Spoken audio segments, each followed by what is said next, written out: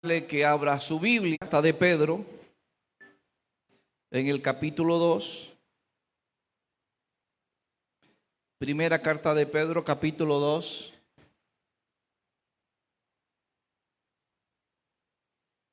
Versículo 1.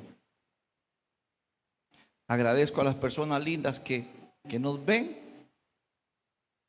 A los chiquillos muy amados allá en Italia, Miquela y Alan, que siempre nos ven. A gente linda que nos ve en Cartago, que nos ve en Estados Unidos. Gracias a la gente de zona sur, amados hermanos, que nos ven allá. Cómo les agradezco y qué bendición poder llegar a ellos. Me siento honrado de que algunos hermanos se dignen en prender el tele o el teléfono y escuchar a este pelón predicarles, o a los hermanos de aquí que le comparten el mensaje los domingos, y ha sido útil y ha sido una bendición. Y quizá va a llegar el momento en que mucha gente nos va a ver, mucha gente. Estamos a pasitos pequeñitos, pero el nombre de Dios y la palabra corre y es glorificada. Primera de Pedro, capítulo 2,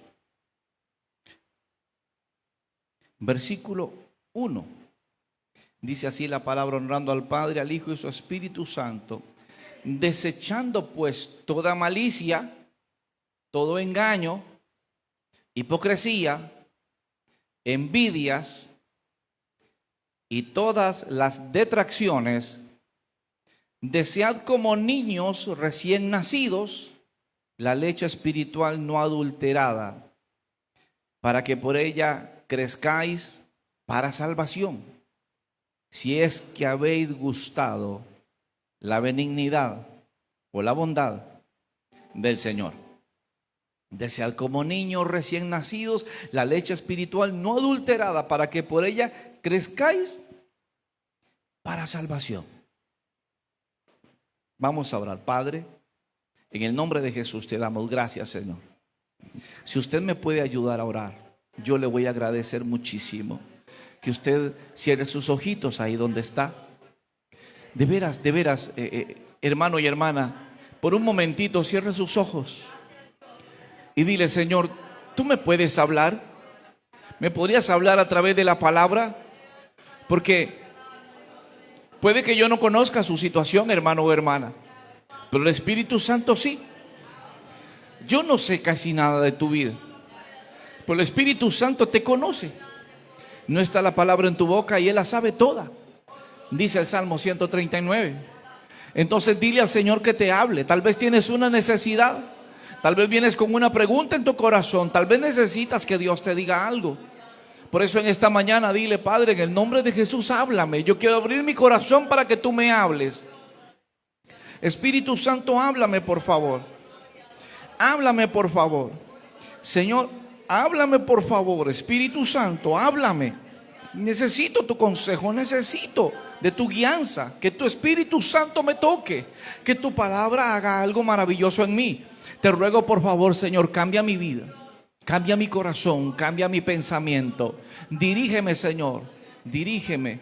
Y como te digo siempre, Padre, habla que tu iglesia oye. Háblanos en el nombre maravilloso de Jesús y enséñanos, Señor, algo bueno, como siempre, el día de hoy. Puede tomar asiento.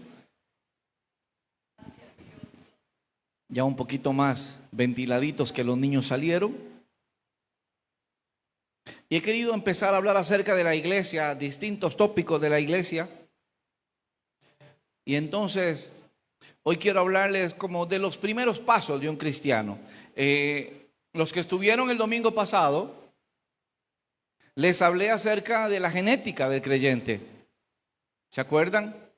Que los que son de Cristo, los que han aceptado a Cristo, no son engendrados ni de carne, ni de sangre, ni de voluntad de varón, sino que son de Dios. Y que como ahora son de Dios y son nacidos de Dios, entonces se parecen a aquel que los engendró. Y que la cultura y el aprendizaje que tienen es de aquel del cual se han tomado de la mano y han caminado todo este tiempo. Porque es muy difícil que un hijo no tenga parecidos a sus padres. Es muy difícil. Un hijo normalmente es una copia, es un clon de varias virtudes o varios defectos que tenga donde se cría, ¿verdad que sí? Yo conozco niños que casi no dicen mamá, pero pueden decir una mala palabra perfectamente y les sale muy fluida. No sé si ustedes los han visto, pero yo sí. Conozco niños pequeñitos que no pueden decir santo ni pueden decir gloria a Dios, pero tienen otro léxico muy distinto, aprendido de sus papás, del entorno que los rodea. Pero aquí estamos hablando de gente que entregó su vida a Cristo y que se han dejado empapar por la gracia de Dios y que ahora empiezan a querer caminar como Dios camina. Y que quieren agradar a Dios con su vida, con su testimonio y con su forma de ser, con su forma de pensar y con su actuar. Y aquí el apóstol Pedro está diciendo que es necesario desechar toda malicia, todo engaño.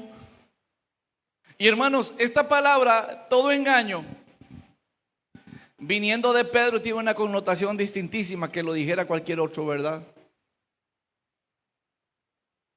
¿Ustedes han pensado eso? Es que si lo hubiera dicho Pablo, no hubiera sido tan pesado.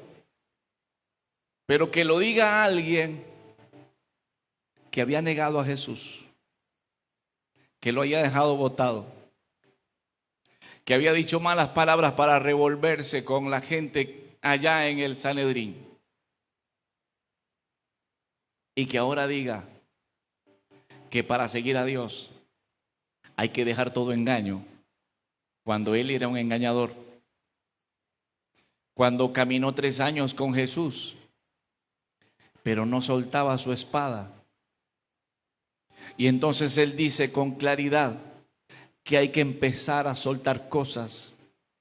Pero para soltar cosas, hermanos, hay que tener claridad de que nacimos de nuevo.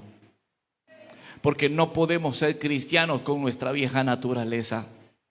No podemos seguir a Dios fusionando nuestras viejas costumbres o nuestras viejas mañas y un pseudoevangelio, porque entonces me volvería mentiroso. Y la Biblia a mí me enseña que para que Dios pueda hacer algo en mi vida tiene que morir. Por ahí dice un texto que si la semilla no muere, no lleva fruto. No lo lleva. Y no sé a cuánto les habrá tocado en determinado momento que por accidente, por error o por lo que sea, han cocinado en la casa semillas que ya se murieron. ¿Alguien alguna vez, las amas de casa, han cocinado frijoles que ya el frijol perdió su vida útil? ¿A alguien le ha pasado? Es como comer tierra. Sabe a tierra, sabe a terrones, no sabe a frijoles, ya se murió. No se siembra porque no sirve, no nace y ni siquiera sirve para comer. Para que usted sirva en la obra de Dios, ese viejo hombre se tiene que morir. Y tiene que nacer uno nuevo, creado según Dios.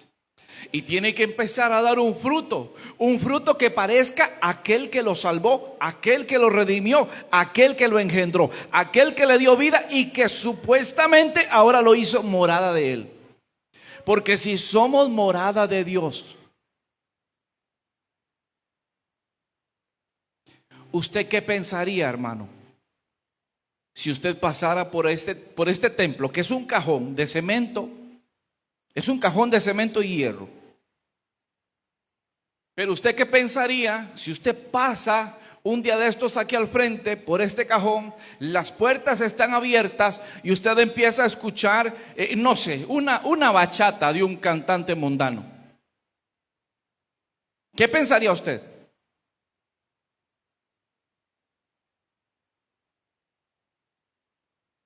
¿Qué pensaría usted si un día pasa por aquí en la noche? Hay un montón de juegos de luces y hay un montón de parejas aquí apergolladas bailando romántico. Usted diría, esa iglesia perdió el norte, ¿verdad que sí? Ese templo, eso es un antro rarísimo. ¿Qué pasaría si usted vuelve a pasar por ahí y de pronto estoy yo con una bebida espirituosa? una cerveza o un whisky o algo. Y usted diría la vida lo que faltaba. Bailan, oyen música mundana y ahora el pastor también entona con un trago. Como que no encaja una cosa con la otra. ¿Verdad que no encaja?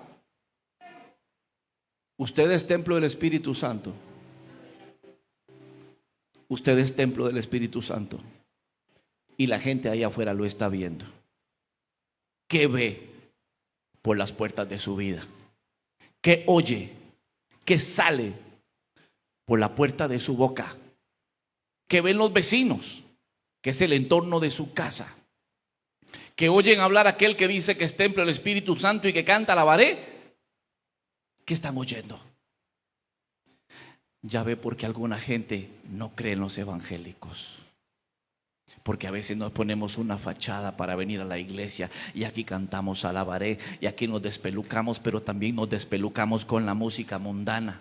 Aquí podemos tomar la copa y podemos tomar el jugo de uvas que es Welch, que no es alcohólico, por aquello que alguien no nos puede ver o sabe lo que hicimos hoy.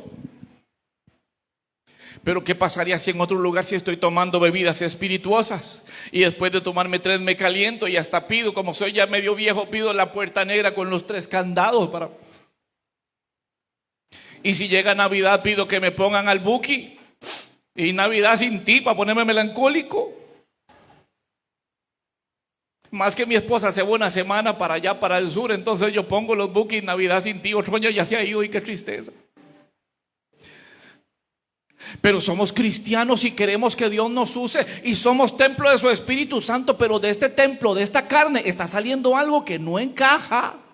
No encaja con lo que dice la Biblia, que es un creyente. Pedro lo entendió y Pedro dijo, para que alguien pueda seguir a Dios, tiene que ser un niño recién nacido. Allá el Evangelio según San Juan dice que fuimos engendrados. Aquí Pedro dice que dejando todo eso tenemos que ser recién nacidos. Y un recién nacido no sabe nada. Solo ocupa una cosa: la leche materna. Solo eso ocupa. Tomar y tomar y tomar. Y las primeras tomas de leche que hace el niño, se toma una leche especial que Dios le permitió a la mujer producir, para que su sistema digestivo todo se prepare para seguir recibiendo leche y que por lo menos por 6 meses pueda vivir solamente con eso. Así que lo primero que ve un bebé cuando se alimenta es a quien lo está alimentando. Qué bonito, por eso a veces crean un vínculo tan, pero tan bonito con la mamá. Hermano, perdón la pregunta, espiritualmente, ¿quién te está alimentando? ¿Y a quién estás viendo? Porque hay mujeres que se alimentan y hombres de la televisión, de las novelas, de un montón de porquería. Hay gente que se alimenta de la música mundana y ya la tararea. Y cuando empieza a cantar coros, Dios le recuerda que de una fuente no puede salir agua dulce y amarga. Y estamos perdiendo el temor y la santidad. Pero creemos que Dios nos puede usar porque tenemos talento. Todo el mundo tiene talento. No se crea más que nadie porque tiene talento. Los mejores músicos están en el mundo. De las mejores voces están en el mundo. Hay hombres y hay mujeres que cantan y no ocupan ni música. Ellos la hacen con su melodía. Qué talento, pero sin Dios. Y sin Dios es un metal que suena y es címbalo que retiñe. Y por eso Él dice, tienes que ser como niño. Y tienes que desear la leche espiritual. ¿Cuál es la leche espiritual? Es la palabra. No hay otra forma de crecer que la palabra. No necesariamente. Hay gente que no sabe leer y no está culpada por no saber leer, pero escucha la prédica, escucha los textos y se empieza a alimentar con ella. Y cuando alguien se alimenta con algo desde niño, se fortalece para que después sepa que esto que le están ofreciendo ahora no sabe a leche. Yo recuerdo, hace muchos años nos vinimos para un pueblo vecino de aquí de San Pablo a vivir en una casa prestada. Nunca se me olvida. Nunca se me olvida. Entre las bendiciones que habían era que la casa era prestada, no había que alquilarla. Y el fogón era como una tapa de estañón o no sé, algo parecido. Habían unos pedazos de bloques y en el fondo una piedra muerta para que no explotara. Pero había una bendición. Nos dejaron una vaca. Esa vaca era sagrada. Mi papá casi la idolatraba. Esa vaca, yo no sé si la vaca amaba más a mi papá que a mi madre. Porque mi papá pasaba al otro lado de la cerca y la vaca se quedaba viendo a mi papá y lo seguía hasta que mi papá desapareciera. Él le picaba el pasto, él le echaba unos concentrados con miel de purga en baldes y la vaca se los tomaba, y esa vaca idolatraba a mi papá tanto como mi papá la vaca. Pero vea el detalle, esa vaca producía una leche amarilla. La leche era amarilla. Si se dejaba criar, era una capa de natilla increíble. No sé qué raza no sé qué raza era esa vaca, no tengo idea. Yo de ganado nada más sé que tiene 4 patas y la mayoría hacen mu. Eso es todo lo que sé. Pero sí les digo algo, después de haber tomado leche de esa vaca por tanto tiempo, si por accidente había que comprar una caja de leche o probar leche de otro lugar, uno decía, esta cosa es pura agua. Ay, es que la vaca que había allá en la finca ajena que teníamos. Pero hay gente que no toma de esta leche. Y cualquier cosa, y cualquier doctrina, y cualquier invento de un pastor le sabe rico. Usted debería de traer su Biblia y pesar la prédica con la Biblia que usted tiene. A ver si el pastor le está diciendo la verdad y a ver si tiene fundamento bíblico, y si no tiene debería de decírselo, y si no se lo dice, haga algo, pero deje de dañarse. Pero los que hemos saboreado la leche, ay mi hermano, es que cómo nos cuesta que nos paqueten con alguna cosa. Así que de los primeros pasos del cristiano es reconocer que dependemos de él como niños recién nacidos y que esa leche nos hace crecer para salvación. Una de las cosas importantes que tiene el cristianismo es que nos enseña a crecer. La iglesia necesita, tanto como un recién nacido, la leche. Y si la palabra es nuestro alimento, Jesús una vez le dijo a alguien, escudriñad las escrituras. Aquí hay un secreto abismal. Jesús les dice, escudriñad las escrituras, porque en ellas os parece que está la vida eterna. Pero ellas son las que dan testimonio de mí. Aquí hay 2 oraciones completamente, una al norte y otra al sur. Ellos creían que estaban cumpliendo con la palabra. Por eso Él les dice irónicamente, a ustedes les parece que ahí está la vida eterna, pero si ustedes las escudriñaran, sabrían que esa escritura lo que da testimonio es de mí. ¿Y qué está pasando en estos tiempos? Exactamente lo mismo. La gente lee la Biblia, la gente predica y les parece que ahí está la vida eterna. No hay santidad, no hay sometimiento. Llevan una vida mundana, pero la palabra decretamos que somos bendecidos, decretamos que somos millonarios, y yo no sé de dónde rayos podemos decretar si solamente Dios lo puede hacer, pero hoy la gente lo puede hacer. Y por eso la gente se tuerce tanto. Y por eso usted ve que la gente miente. y los demás le creen. Y he escuchado prédicas que a mí me espantan. Hermana, usted tiene que sembrar, porque yo soy un apóstol. Siembre su carro, hermano, su 4x4, Carlitos. Y yo abro en el mundo espiritual una ventana sobre su casa. Y su casa va a ser de 4 pisos. Y no vas a pensar en su Suzuki, va a pensar en su Hilux del año. Y así manipulan a la gente. Y así le roban a la iglesia. Y así ellos se hacen ricos, mientras la iglesia se hace más pobre.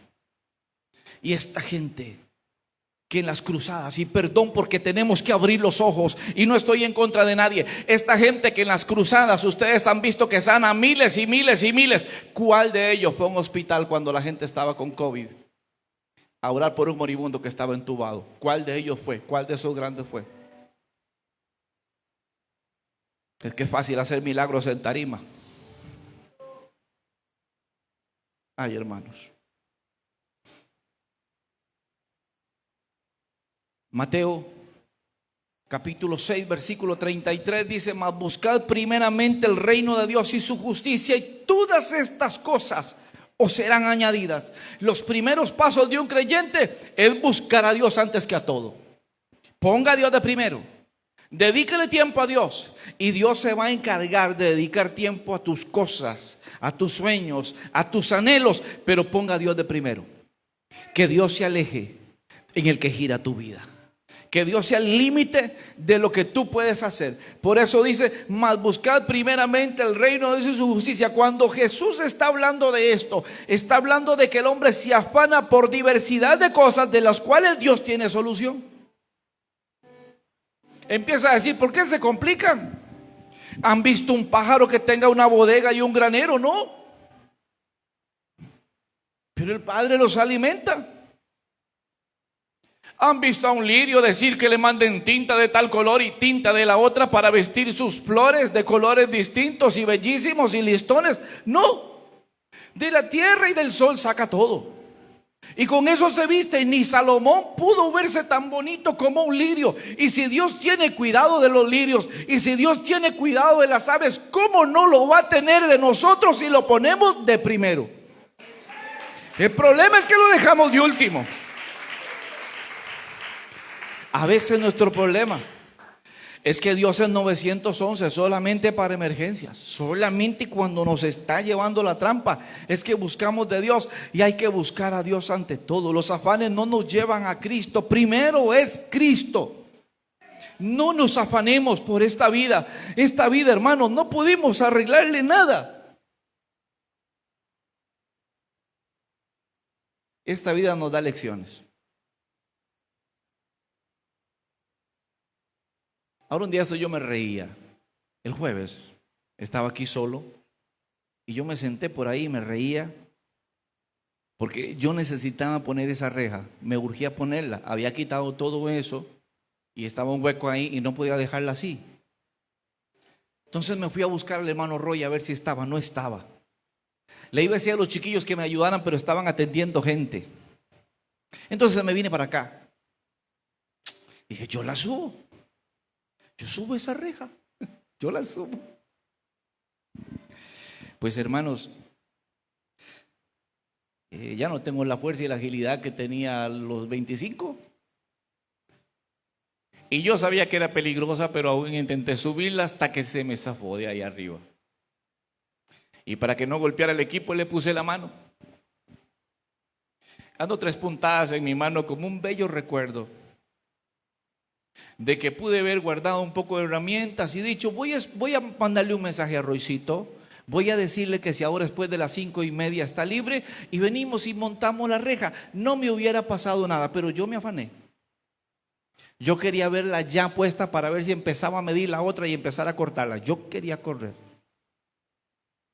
Al final estuve 1:30 en el Levi's esperando que me cosieran y me reía de mí mismo, pensando en que a veces corremos tanto que solo tortas nos jalamos, pensando que en nuestra vida corremos tanto que nos perdemos oportunidades bellísimas, pensamos que corremos tanto que por apurarnos Nos accidentamos en el camino.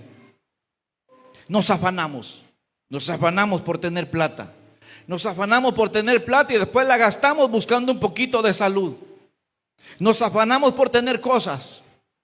Una casa buena y una casa grande. Y cuando tenemos la casa grande ya nuestros hijos se fueron. Y ahora queda para jugar escondido con la vieja. Y depende de qué tan viejos estemos, es más complicado porque se nos olvidan las cosas y hasta se nos olvida que teníamos vieja. Entonces ya no buscamos a nadie. Y esas son las tortas de los afanes de la vida. Pero la Biblia dice, no se afane, busque primero el reino. Y cuando usted busca el reino, Dios se va a encargar de empezarlo a bendecir.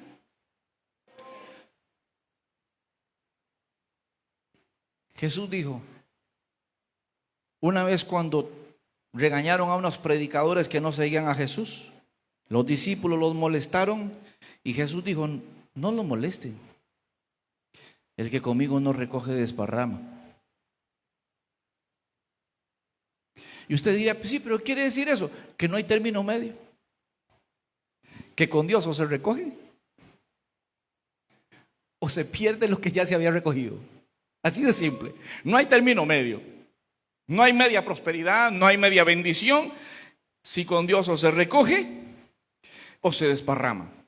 Aprendamos a buscar el reino de Dios. Busquemos el reino. De hecho, hay tantos textos bíblicos que hablan de buscar a Dios. Y uno dice, si me buscaren como a la plata. ¿Lo han leído por ahí? Usted sabe qué lindo. No lo digo por usted, lo voy a decir por el pastor de Mollejones. Si el pastor de Mollejones buscara a Dios como busca la plata. Que a veces voy a trabajar y tengo que trabajar 10 horas al puro sol, soldando. Y me vengo en la madrugada a orar aquí y cuando tengo hora y media de orar, ya tengo un ojo caído y ya estoy a punto de roncar con hora y media. No sé ustedes qué tan apostólicos sean para orar, porque no sé si me van a tirar piedras a mí. Me reservo el nombre de la abuela Aida. Esta vieja es peligrosa orando. Buscamos la plata, nos matamos todo el día buscando plata. Y si nos sobra tiempo, buscamos a Dios. Pero queremos que Dios nos bendiga, como si Dios no supiera que nos dio 24 horas y que espera que le busquemos. Y cuando venimos a la casa de Dios, espera que le agradezcamos, espera que le adoremos. Dios no es más grande porque usted le adore, ni es menos porque usted le adore. Es que se trata de gratitud, se trata de buscar su rostro, se trata de tener plena conciencia que todo se lo debemos a Él. Y cuando tenemos una claridad de que todo se lo debemos a Él, buscamos su presencia. Y empezamos a enamorarnos de Dios. Y empezamos a dedicarle tiempo a Dios. Dice, 2 de Corintios 13, versículo 5,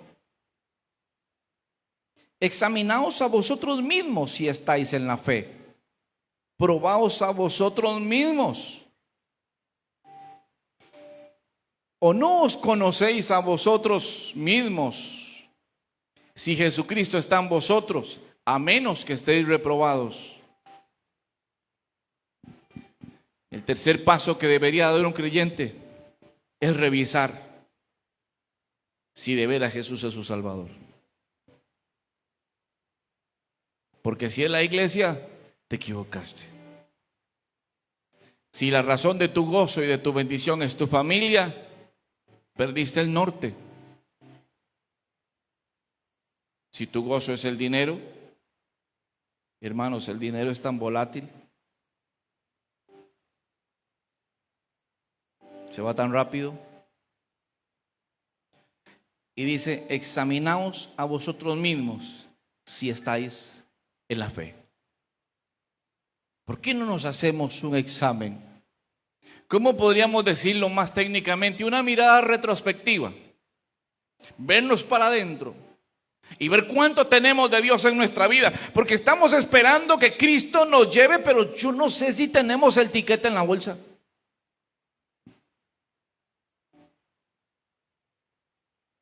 ¿Usted se ha preguntado eso?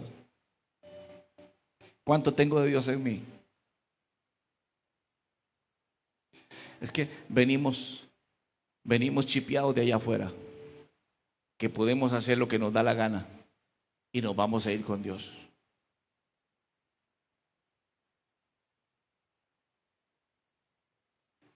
Y sí, cualquiera en el último momento se puede arrepentir, cualquiera en el último momento puede aceptar a Cristo en el último suspiro, como aquel ladrón al lado de Jesús, pero ya se nos volvió un coro que matan al chata más chata del barrio y la gente escribe vuela alto.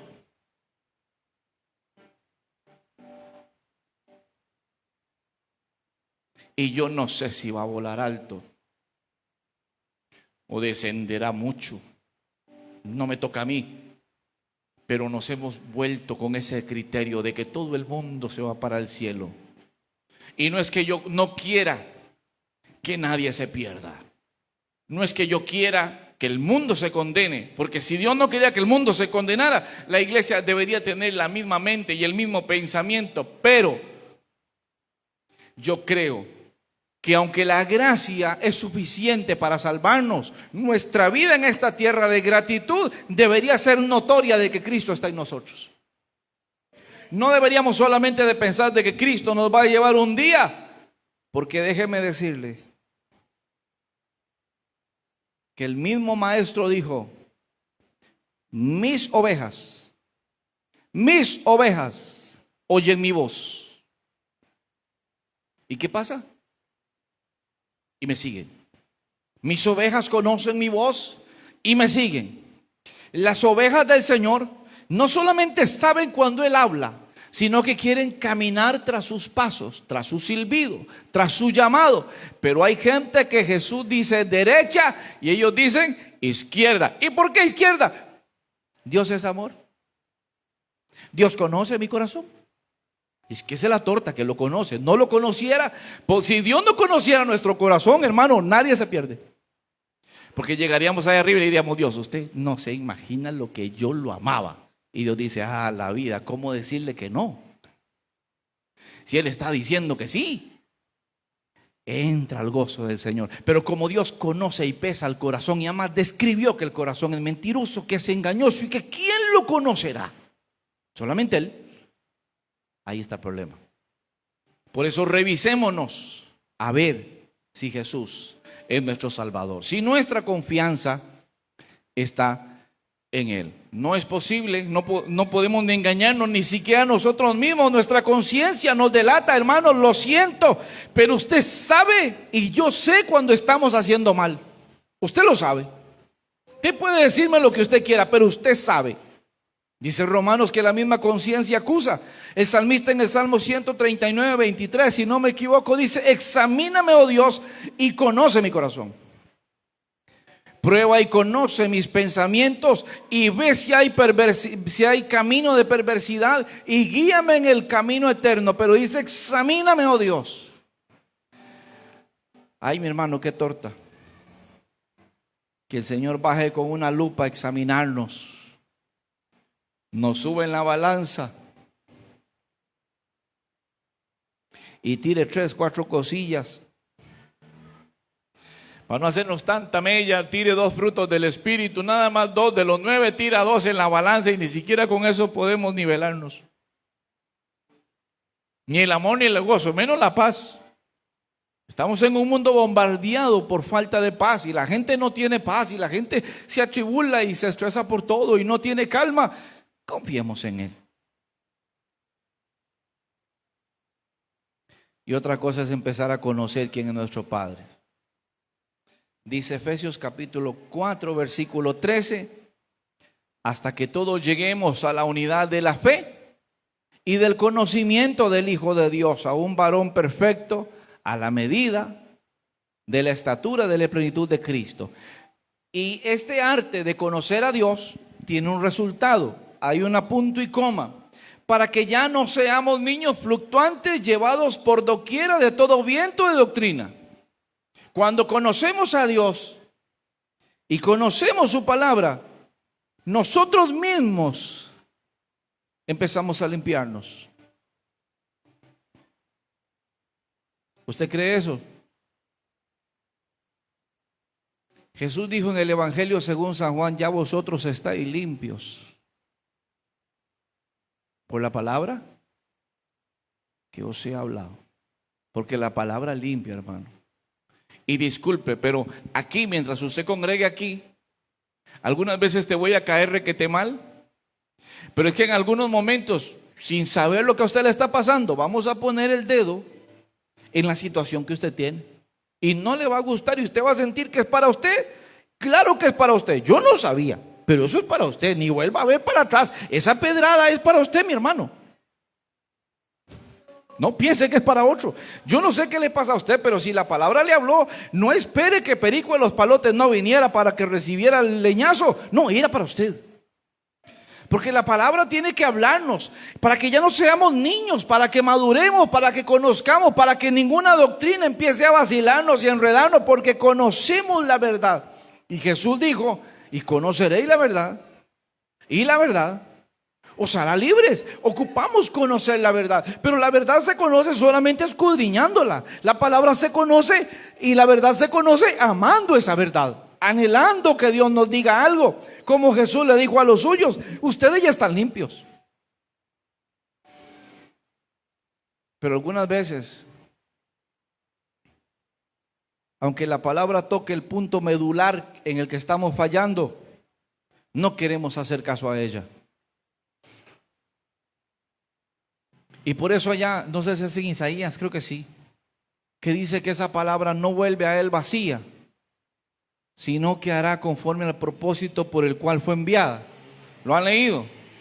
Esto no significa que la palabra siempre va a tener un propósito bueno.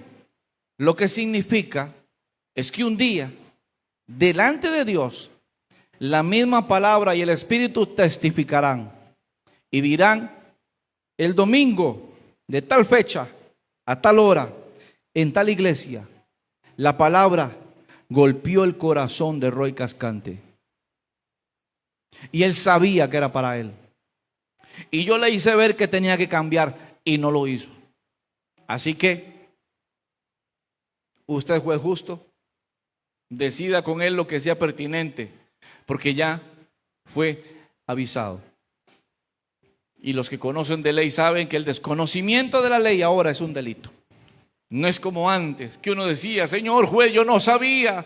Y el juez tenía que decir, ay, qué torta, porque no sabía. Señor, porque ¿cómo me iba a dar cuenta? No, ahora usted llega a cualquier librería y compra todos los códigos procesales, penales y de todo de Costa Rica. Compra la Constitución, que es un folleto así diminuto. Así que si no conoce la ley, es porque no quiere.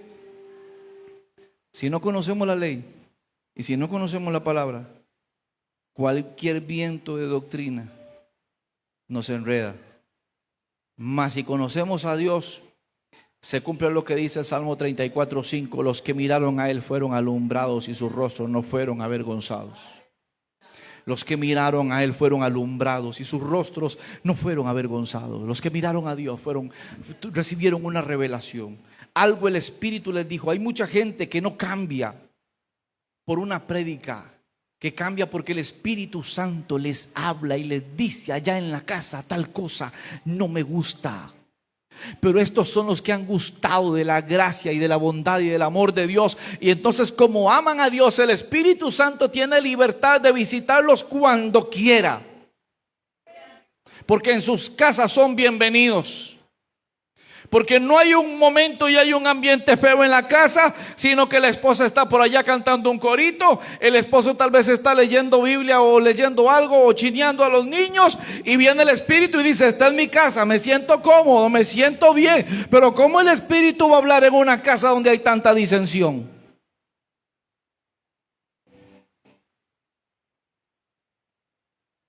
Donde hay tantas cosas tan feas y donde el Espíritu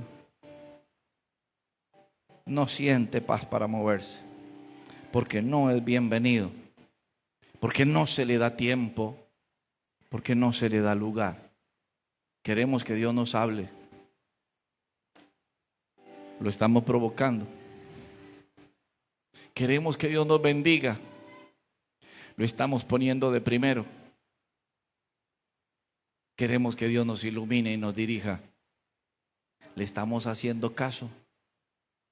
Los primeros pasos de un creyente están en desear su palabra, es amar su ley. Usted se ha leído ese salmo larguísimo, el 119 es, el gigantesco. Ese salmo es acróstico, ese salmo viene en partes alfabéticamente hablando, eso es un término acróstico, pero si usted lo lee, es el salmo que más enfatiza en amar su ley, en amar su palabra, en deleitarse en ella, en que es una belleza, en que es un bálsamo, en que es una salud, en que es una bendición. Eso es la palabra. Ame la palabra de Dios. No importa que no la lea. No, usted está exonerado si no sabe leer, pero usted la escucha. Y con solo que la escuche, empiece a rumiarla en la casa y diga: Señor, aquello que dijeron, ay Señor, qué bonito, yo quiero que tú seas el primero en mi vida. Voy a levantarme y voy a darte gracias. Voy a bendecir a mi esposa, voy a bendecir a mis hijos, voy a bendecir a mi esposo. Yo ocupo que el Espíritu Santo entre en mi casa, así que voy a llevarme bien con mi viejo, voy a llevarme bien con mi vieja. Porque hay lugares donde lo que se mueve es el diablo. Y vienen a las iglesias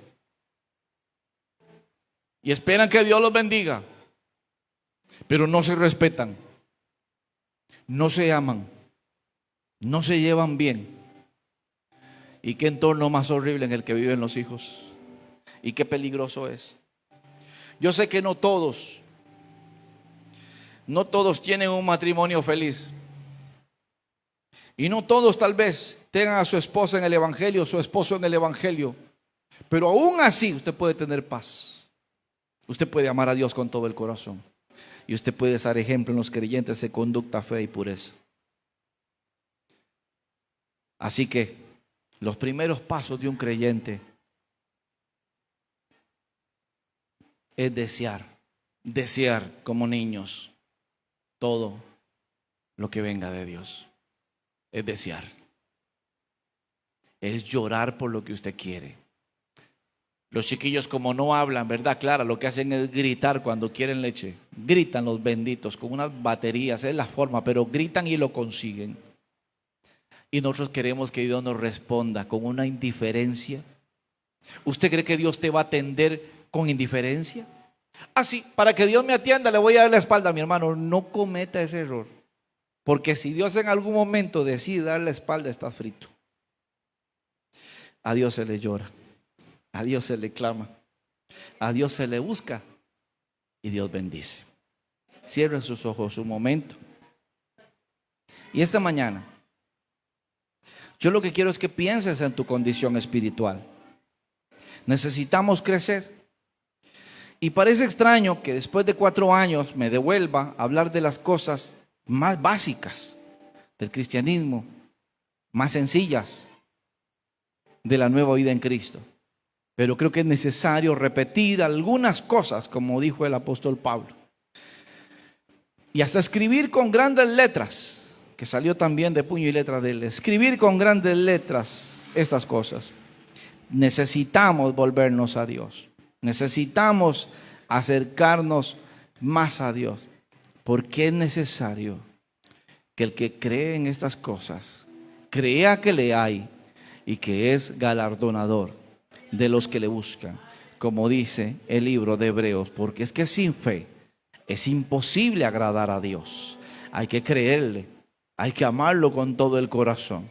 Y estos son los básicos pasos de un creyente que quiere caminar en Cristo y ser victorioso. Empieza a poner la mirada en Él, empieza a desear la verdad, para no ser chiquillos fluctuantes, enredados por doctrinas, para saber que hay una promesa. Los que miraron a Él fueron alumbrados y sus rostros no fueron avergonzados. Dios habló por ellos, Dios los bendijo a ellos, Dios los ministró, Dios se encargará. Fiel es el que prometió, Él también lo hará.